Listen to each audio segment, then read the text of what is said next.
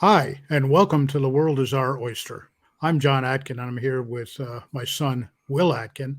And we have started this podcast series looking at the world through two different generations' eyes. We've done a couple of episodes already, and we're trying different formats every time.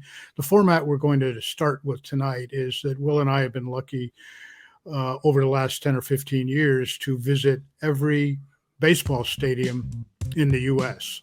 We say the U.S. specifically because we haven't gone to the one in Toronto in Canada yet.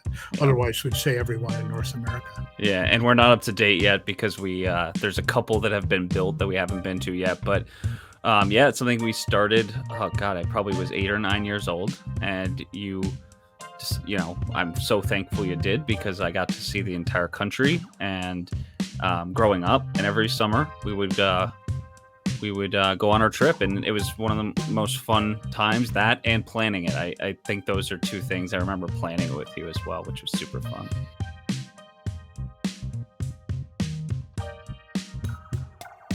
And the other part of the deal for Will, for me, that Will participated in is we had to do something in the natural world as well while we're visiting that city, or something cultural, go to a museum. And the first one we actually went to, and we'll talk about tonight, is Seattle. You didn't tell me about that part, about the cultural part, but I know now, looking back on it, I know that we did that, but I took that for granted for sure because I didn't know about that. Yeah, That's the first time you said that. Well, I probably told you and you wiped it out of your mind. But we'll first talk about the stadiums in these different cities, and then we'll get a little bit into the natural world and the cultural world that we also visited. And the first one that we actually visited was Seattle. At the time, it was called Safeco Field. Maybe it was Safeco Field. I have no idea what it's called now. Yeah, These corporate names are, it's T-Mobile. It's T-Mobile Park now, T-Mobile. And they have that beautiful T-Mobile pink plastered everywhere. So. Great, yeah. Well, the thing that I remember specifically about the stadium is it's right downtown, and you could walk. We were at a hotel downtown. We could walk through the. I think it's called the Pioneer District, right to the stadium. It's adjacent to the huge football stadium the Seattle Seahawks play in. And then you get into the stadium, and it has a retractable roof because Seattle is always so wet. The roof was open that night. And one of the things that really struck me is that you could see Mount Rainier in the distance from the stadium in one direction and Puget Sound in the other direction. It's just a beautiful, beautiful sight. Yeah. I think we sat, if my 8-year-old memory serves me, I think we were upper deck, first base line, right? That's where we sat. And the cool part about Safeco Field at the time, now T-Mobile, is it's one of the first of its kind as far as these like retractable roofs go, because what it does is when it closes, and this is one of my favorite types, I don't know if it's because of this experience or whatever, but it's an open air. So it's actually kind of acting more as like a big canopy. Right. So it's, even when it's closed, unlike say a Houston or something, it's not air conditioned. It's still out in the elements, which I always thought was cool. And now when the roof rolled off, it covered, there was a set of train tracks, if I recall, there, and there were trains under the next to the stadium, under the roof when the roof was open for the stadium. I don't think they were protecting the trains. The roof was protecting the trains. I just think that way it wasn't over, a part of the city. Because we're map guys. I love maps, and so does my dad. But I was looking at just kind of doing an aerial view of Seattle and noticed that the stadiums there, actually the football and the baseball, kind of separate. Like south of that is kind of the more industrial area. There's a huge port to that side, and then right above that you get the just the center of town and downtown and all the skyscrapers. So like that's a cool connection I do remember about being in the stadium. That's one of the things I actually do very vividly remember, is walking into the stadium, walking past this massive NFL stadium in I think it's Lumen Field. I don't know, who knows, but walking past that stadium at the time, I had never seen an NFL stadium before, and it was towering. Yeah, massive. And it's interesting that the Seattle football team are called the Seahawks. The a baseball team is called the Mariners, but originally the original first major league team in Seattle were the Pilots, and then they moved to Milwaukee and became the Brewers. And then when the new Seattle team came, they became the Mariners. But the other funny thing about Seattle is the NHL team. They used to have a basketball team called the Supersonics, and I think they're the ones that have now moved to Oklahoma City. Yeah. But the NHL team is called the Kraken. The Kraken. I thought it was pronounced Kraken. Okay. Kraken. Kraken? Mm-hmm. Okay. Like a Kraken, like Davy Jones's locker. Kraken. David Jones's locker. Well, I looked up what Kraken is. It's something in mythology, and it's a sea monster with long snake-like arms. Yeah. So, how they came up with that, I don't know, but I just thought it was interesting that it was sort of, in other sports you have, made up names, but nothing that's a mythological creature. Yeah, I like that name. They have a cool logo too. I'm pretty sure it's the Kraken. I only know that because of like TV. Maybe it's more in the zeitgeist now. There's a generational difference of knowing what a Kraken is. Yeah, but it's if it was to me, if it was Kraken, it would be spelled with 2 K's. So we're gonna have to look that up and confirm it. I would guess it was Kraken, but I've never heard it pronounced. Should we put a scoreboard up, and then next time when we like a Who Was Right scoreboard? Yeah, exactly. Here's a YouTube. How do you pronounce Kraken or Kraken? Kraken. So we'll take a look later. Yeah. So we went to the game. I have no recollection of the game. When we do these stadium tours, we're big Mets fans. We sometimes try to follow the Mets around, but that's nearly impossible if we want to visit stadiums. And back before this season, of course, there was very limited, if any, interleague play. So when we went to an American League park, we'd have little chance of seeing the Mets. Something I did do that we made sure to do is I kept score at every game. So I definitely have a scorebook of our time in Seattle. So that was always a cool tradition to do is keep up with that. We would always do that and get a picture of me in front of the stadium. Or the two of us in front of the stadium. Yeah, exactly. And then we'd always get a cap from that stadium or that team and a little mini baseball bat. Yeah, wood bat. Yeah. Yeah. So that was sort of our thing when we were around. I think you probably still have the collection at your house. Yeah, it's right there. Yeah. All the hats are hanging next to me. Yeah. So, and I just looked up Kraken is like an ache, not ack, break, make, cake, etc. So there you go. So I was wrong. Dad's right. I mean, not that I'm always right. I that's fine, and I will. So you could. It's okay to say out loud that I was right. No. I will give this to you and say you are right. Okay. But I knew there was a but. I felt like to you the way you described it, it seemed like you didn't know what I can't say. I didn't know what a Kraken was. Right. So I looked it up. Exactly. But by looking at the spelling with the 1K, I assumed it was spelled Kraken. That's fine. Okay. But for somebody that I've watched shows with Kraken in them and heard the Seattle Kraken play hockey, and all the announcers nobody calls them the Seattle Kraken. Okay. Well, then I'm wrong. Okay. No, you're not wrong. I'm sure technically it's Kraken. Okay. But I think Kraken sounds better.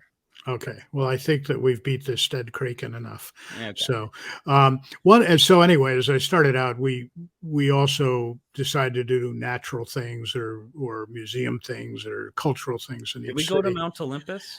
No, Mount Olympus is not in Seattle, but Mount Rainier is outside of Seattle, and you can see it on a clear day from Seattle. But we actually hiked up Mount Rainier to nearly the snow line. It was pretty much an all-day hike with a good friend that lives out there, who's a bit of a naturalist. So he was showing us all the the flora and pointing out all the plants that were along the way. It was, and you get up toward the, I mean, we're nowhere near the top, but when we got as elevated as we did, the views from the mountain looking out as well as the mountains, the views from Seattle looking in were just totally spectacular.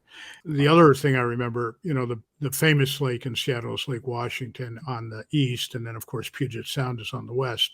But in between is a smaller lake called Lake Union, and in that area, a lot of seaplanes land and take off. There are a lot of good restaurants or interesting restaurants. You can watch the seaplanes from around Lake Union, but you can also kayak in Lake Union. So we took kayaks out and rented some kayaks and kayaked out into Lake Union, and we had to make sure we stayed out of the flight paths of seaplanes. But that was kind of fun. And what else did we do? We went through, you probably don't remember this, but I remember going through the Elliott Bay bookstore, which is one of the most famous bookstores in the country. I do. For some reason, I remember that more than I remember the kayaking, which is weird. But we took a tour of the Boeing plant, which was really cool. Watching, I mean, it's the regular tours, so you don't get to remember that. Yeah, see them putting a 747 together, which was super cool. And the other thing we do when we go to different cities is see college campuses. And as a UConn graduate, I'm a proud Husky, but the team in Washington is also the Huskies. So we went out to the University of Washington campus, which is on Lake Washington, actually, north of Seattle. And that was a beautiful campus too. So those are some of the highlights I remember.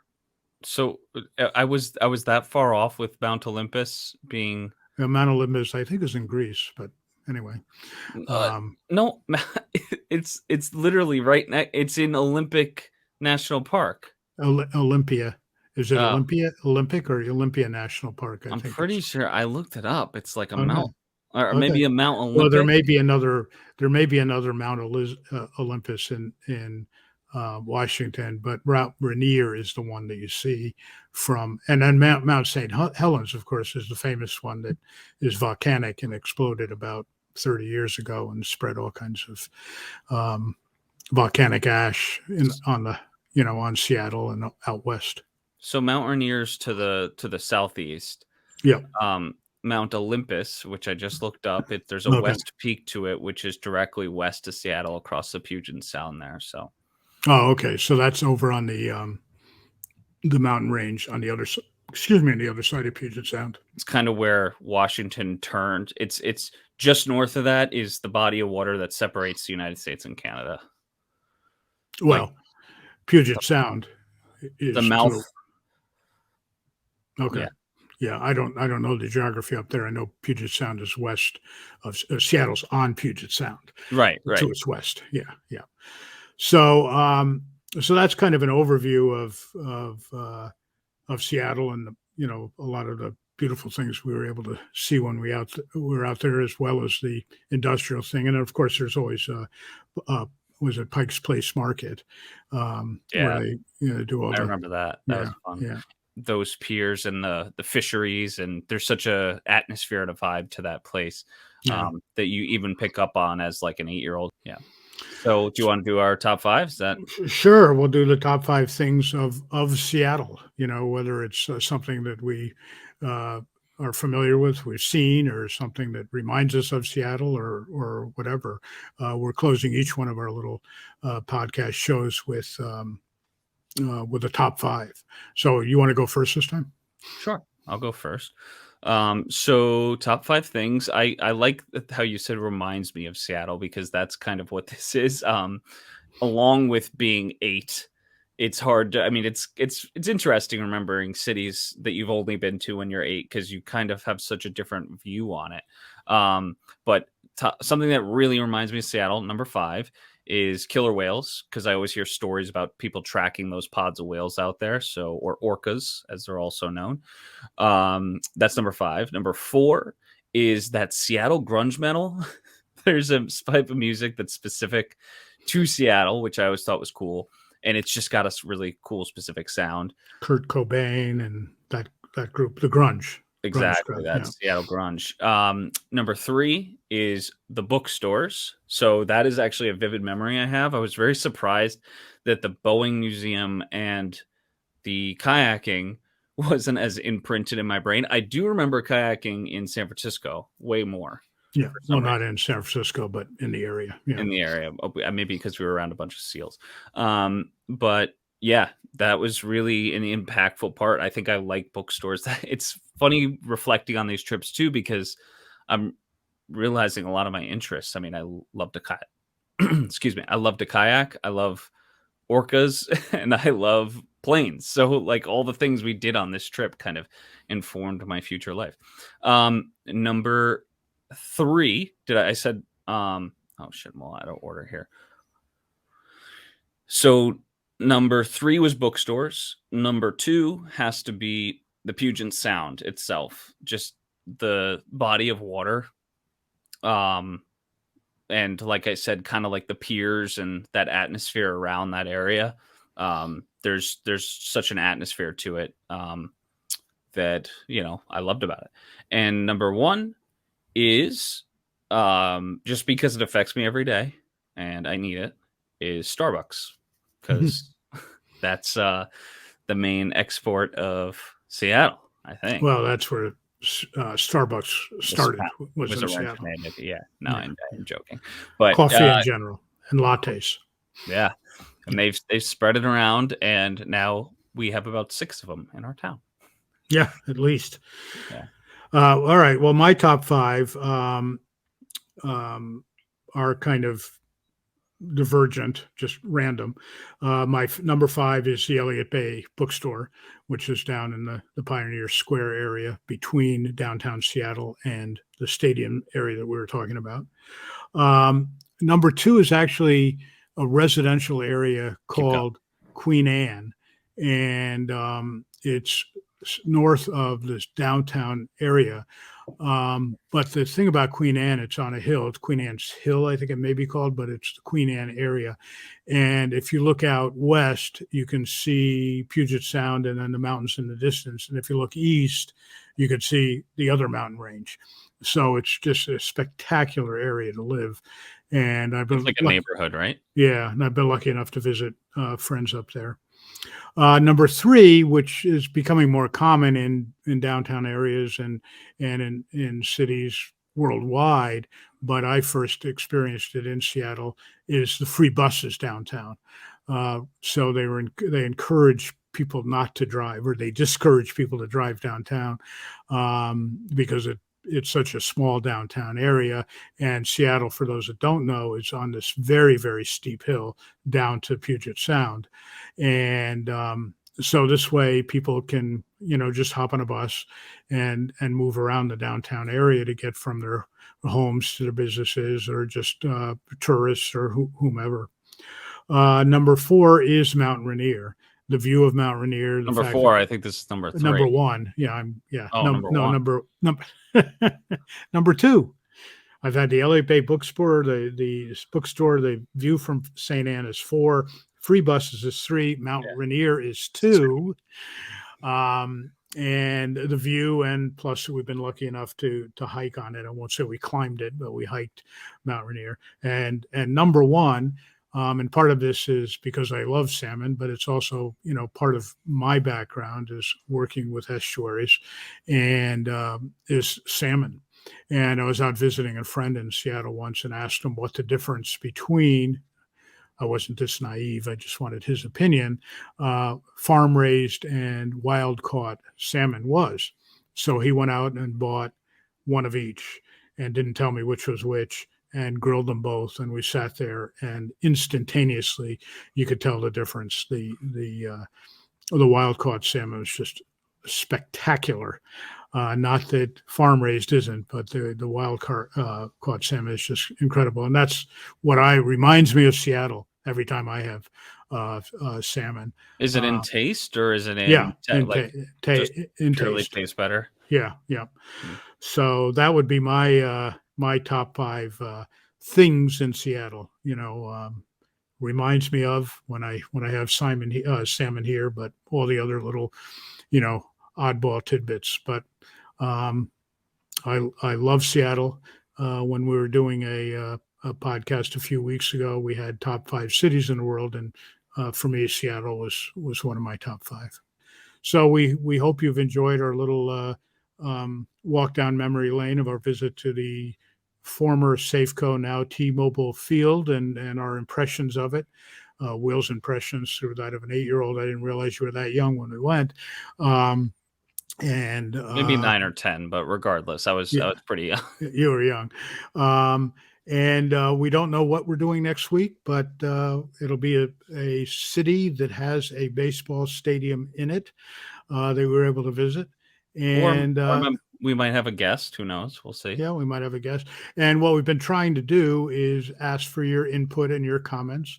So you can, comment below what you might want to hear about.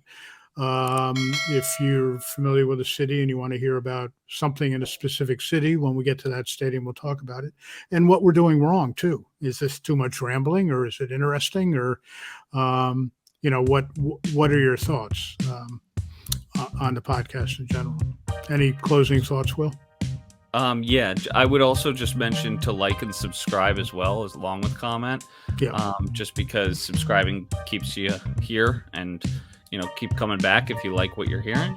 And yeah, would love to hear the feedback in general. I think this is a cool series, and one that is fun for us to talk about, because I know that just even this last 20 minutes or so brought up some memories that I had forgotten about. So that's just, come along for the journey with us to, revisit all of these stadiums we've been to, all these baseball stadiums. So it should be fun. All right. Well, thanks for watching. Thanks for listening. And we'll see you next time. Say goodnight, Will. Good night, Dad. Bye. Bye.